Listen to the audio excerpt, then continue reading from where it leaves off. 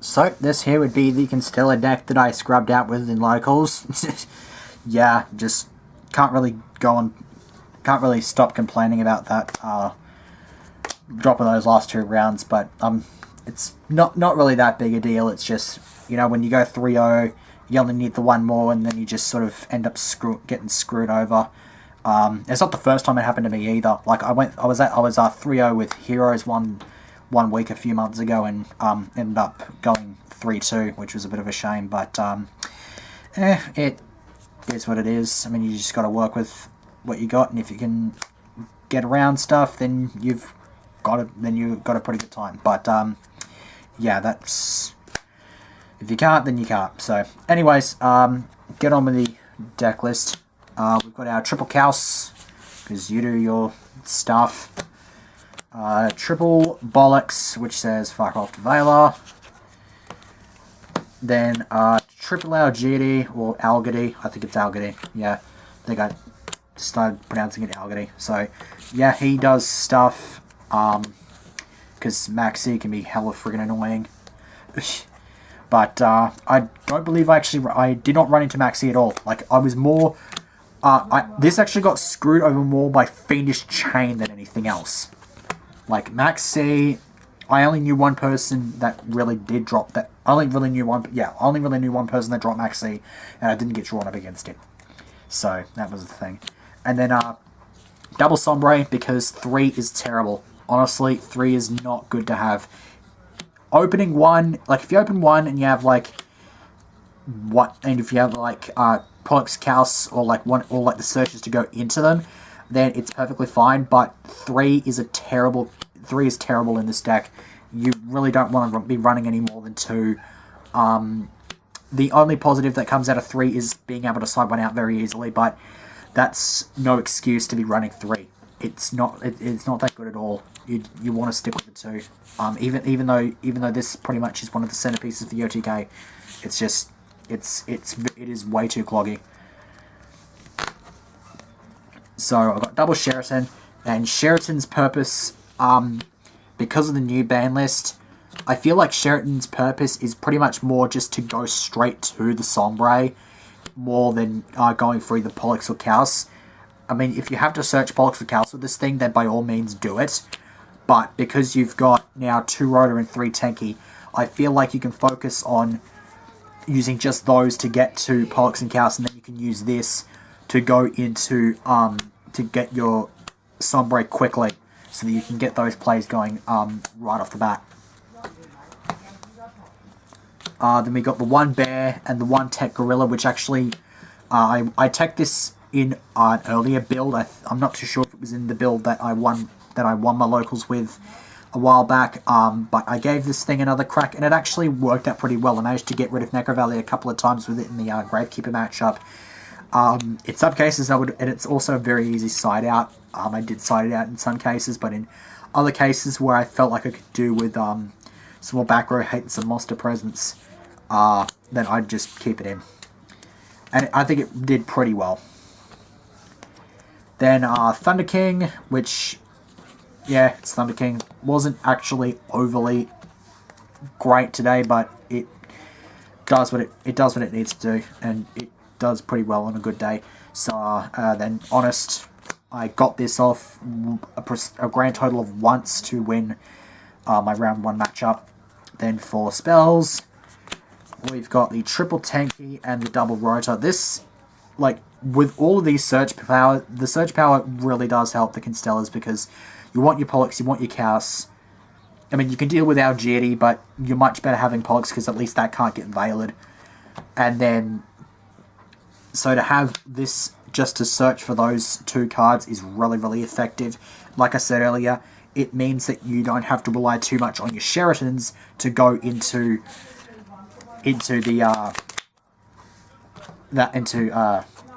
those 2. You can go straight for your Sombre if you have to. Then double Forbidden Lance, which I've noticed has been going down in play yeah, not a whole lot of people play it nowadays, because of Wiretap. This is actually a pretty damn good card in this particular deck because it is a control-based deck. It can go aggro because it does have an OTK, but Lance is there because of the control aspect. You want to have your protection. You want to keep your Pleiades on the board, and usually if you're going second, your opponent's got a board. This is going to be there where your Omega fails to be there. Because if you're going to go for Pleiades and then just get it sort of like bottomless, or if you're going to go for Chaos and the opponent tries to bottomless, this is going to be there, whereas the Omega's just not going to be there. It's just not going to work. So that's pretty much the Forbidden Lance right there. Not to mention, if you're doing this on your first turn, you can't exactly white-tap their bottomless now, can you? And if you use this, then they don't get their bottomless shuffled back into the deck and have a chance to draw it into it again. They lose their bottomless. And same thing works with our Compulsive Torrential. The only problem was the one time my opponent dropped bottomless against my Chaos, this was nowhere to be seen. It's an actual, it's a real shame. I don't think I actually got quite as much of the uses out of Forbidden Lance as I thought I would have. So it was a bit of a shame. Then double NST, I might actually probably cut a Lance and main the third one again. I'm still sort of debating on that one. Then with Dark Hole and then Soul Charge. I think I got Soul Charge off once. Yeah, I can't really see myself running Soul Charge at 1 in any deck anymore. It's because you never ever see it. I got it off, I think maybe once, maybe not even at all. But yeah, I'd usually side it out for most of my games, so it's just, ugh. Then double breakthrough skill to start off the traps. This put in a fair bit of work. Screwed over a Dracosac and managed to get me to safety in round 1. I should have actually waited until he went for the pop, because then I would have gotten an extra draw off of his Dracosac tokens, because he was under max D pressure at the point, because he dropped his own Soul Charge. But I had the game anyway, so it was fine. Double wiretap. Screw. It is literally just screw you, Imperial Tombs of Macro Valley. That was basically the moral of this thing's story. I don't think I even saw it at any other time, except for the Gravekeeper matchup, and it was probably the most important matchup. It was probably the one matchup where I would want them, just because of the Imperial Tomb, and I saw them. It was really effective. Double D Prison. What the hell is this? Is this like...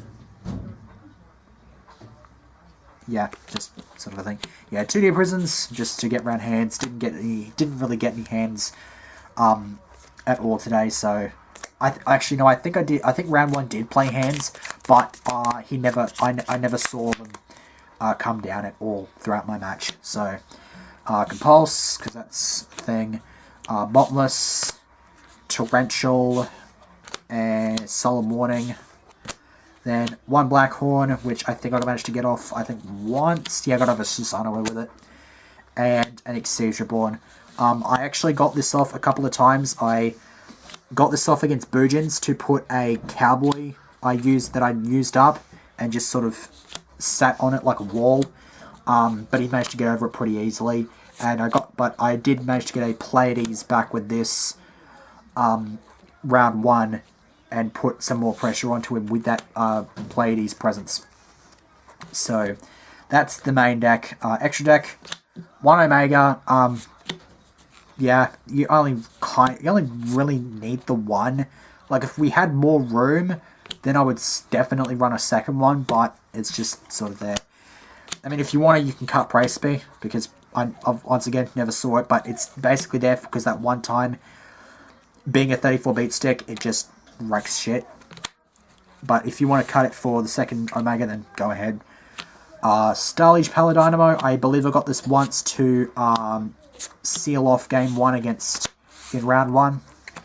Honorarch, I don't think I saw this. No, I didn't summon this at all. I think the only other time it would have been effective was the time I summoned Starliege.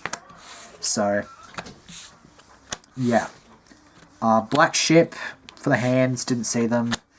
Dweller, again, for the hands, didn't see them. I was contemplating it against Dragon Rules because I knew he played the hands, but he didn't see them. So, and I ended up running into his, because he had a set creature, and ran into something. So, yeah. Cowboy, not for game, but I did see it. I sat on that, got some damage in. Number 80, I was contemplating going into this as well, but I didn't see it. It's... I don't know, I feel like the deck might be a bit too slow to get to use Rhapsody effectively. Like, if I can get an Exciton, then I'll just cut Rhapsody for it, but at the moment it's just not working out quite effectively, so... double Pleiades, because he is the thing. You don't need 3, don't worry about 3. Try to run 3, then what the hell, 2 is perfectly fine. Like, there was one situation where if I had the 3rd, it would have been awesome, but I had Volcasaurus to back up and just blow shit up, so it was perfectly fine. Tyrus, didn't really see much of D-Prison, but I didn't see this either, because, like, most of the time I would just go for Pleiades, and in some other cases, I had a prime target to get rid of using Volcasaurus, so that's why this didn't see any play, and this did. I saw this twice against, once against Dragon Ruler, once against Mythic Ruler, blew up his Blaster, because he had Blaster and Flammable Guard, and didn't go for the Synchro. I don't know why he didn't, but probably would have been better off going for the Stardust. But I ended up getting my play off, going for Volcasaurus, blowing that up and pushing that, and then I also saw that against our Lightsworn Rulers getting over a title. So, Shark Fortress, saw it once, did the OTK with it. It is what it is. Then M7 to do that, and Gaia Charger. Gaia Charger I saw, I think, twice. And M7 I saw a few times throughout the event. Then for the side deck, I rolled double Kaiku. I got this off against Bujin and managed to get rid of Turtle and a Hare from the graveyard. Problem is, he ended up then going for Susanoo, mind controlled this, made a 101, and then just pretty much, and then ended up taking the game with that. So I was basically just screwed there. 2max C, put this down round 1 against the Dragon matchup, put the pressure on, and then ended up following up the next turn with the game winner. So that was pretty effective. Third MST, Soul Release, Sight of the Sin, never saw it. Nobleman, I believe I sighted the Sin against Gravekeepers, and I think that was it, and I managed to see both copies of it. The first one failed because of a compulse, and then the second one ended up screwing him over. So that was a thing. Royal Prison, once again, sighted in a fair few games, never saw it. Third D Prison, I think I only sighted the Sin against Spellbooks. It was a terrible idea. Dust Tornado, sighted the Sin against Burgeons, and I think Lightsworn Rulers, just to make sure Decree did not screw me over. I believe game 2, the only Decree he saw was the one he milled. DNA Surgery. This was the horror story for today. I sighted this in against both Burgeons and Spellbooks in my last 2 rounds, and I did not see this at all. This would have screwed my opponent over in both matchups, and this thing did not want to reveal itself. It just dug itself into the deck and just did not freaking leave it, which pissed me off to no extent. And then Debunks, which surprisingly enough I did not see at all. I sighted it in against, I think, 3 of my 5 matchups, but I never saw it at all. Which is a stark contrast to last week when I got the Debunks a couple of days before the event, gave them a bit of testing, they did well. Then round 1 I screwed over an Ice Hand and then did not see it ever again. It's like terrible.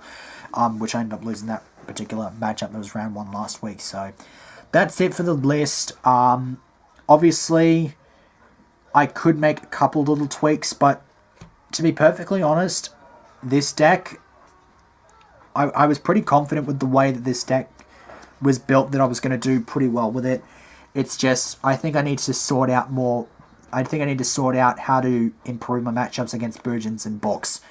Because, I mean, the only reason I won my 1 game against Spellbooks is because he opened terribly and I just had the nuts. So, that's pretty much it for this one.